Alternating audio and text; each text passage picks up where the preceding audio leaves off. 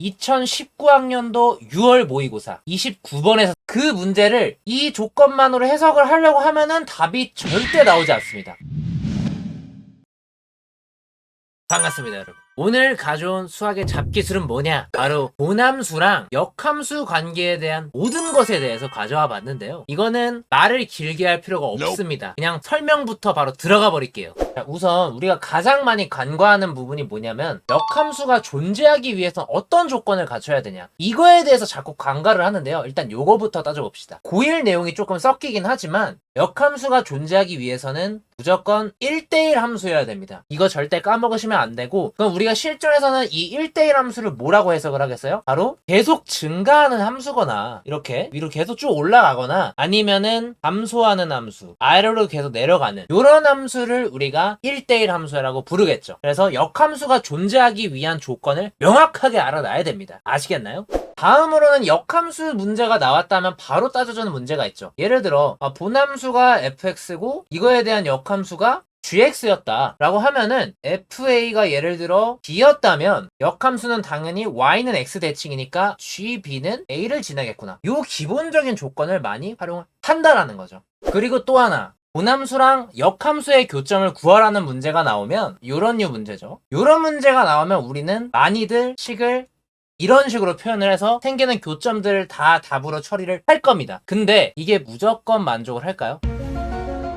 대부분 본함수랑 역함수는 y는 x에 대해서 대칭이다 보니까 y는 x 선상에서 교점이 생길 수밖에 없다 라고 생각을 하기 때문에 요 형태의 문제를 풀게 되죠. 근데 여기서 또 간과하면 안 되는 부분이 무엇이냐, 이 교점을 찾아주는 케이스는 본함수 fx가 증가함수일 때만 이 조건이 맞아 떨어진다라는 거죠. 그래서 우리가 fx는 x, 즉 fx랑 y는 x를 같다라고 비교를 하는 이유는 뭐냐면 그 둘의 교점에서 본함수랑 역함수의 교점이 생길 확률이 굉장히 높기 때문에 하는 거지 100%는 아니라는 거죠. 증가함수일 때는 100%겠지만 감소함수일 때는 추가로 더 따져줘야 된다라는 거죠. 그래서 이게 만약에 fx가 감소함수면 그럼 어떡할 것이냐, 여기서는 당연히 y는 xy 교점도 따져줘야 되지만 본함수와 역함수의 교점 간에 y는 x 대칭의 관계성을 이룬다 라는 조건을 꼭 알고 있어야 된다는 거죠. 그래서 y는 x 선상 위에서 존재할 수도 있지만 본함수와 역함수 사이의 교점들은 서로 y는 x에 대해서 대칭인 관계를 갖는구나 라는 요 조건을 꼭 까먹으시면 안 돼요. 이 얘기를 왜 해주냐, 우리가 이렇게 구하는 습관을 들이다 보니까 이 허를 찌른 문제가 2019학년도 6월 모의고사 29번에서 나왔었죠.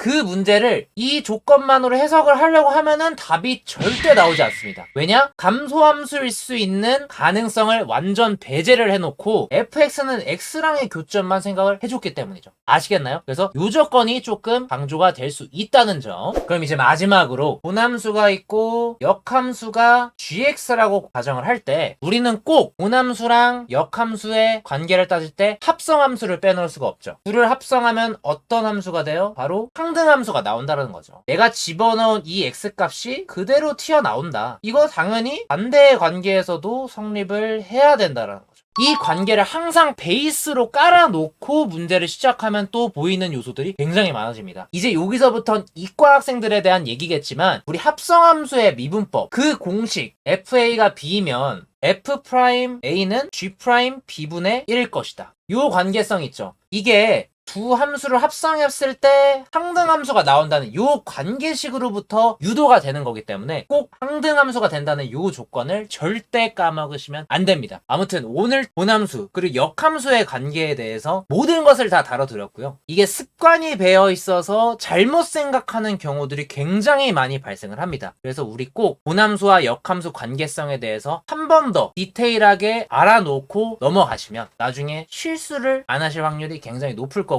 문제 보는 눈이 좋아질 겁니다. 그래서 오늘 준비한 수학의 잡기술, 본함수랑 역함수의 관계성에 대해서 모든 것을 정리해 봤고요. 다음번에 또 좋은 잡기술로 찾아오도록 하겠습니다. 오늘도 역시 수학의 진심인 남자 까평이었습니다.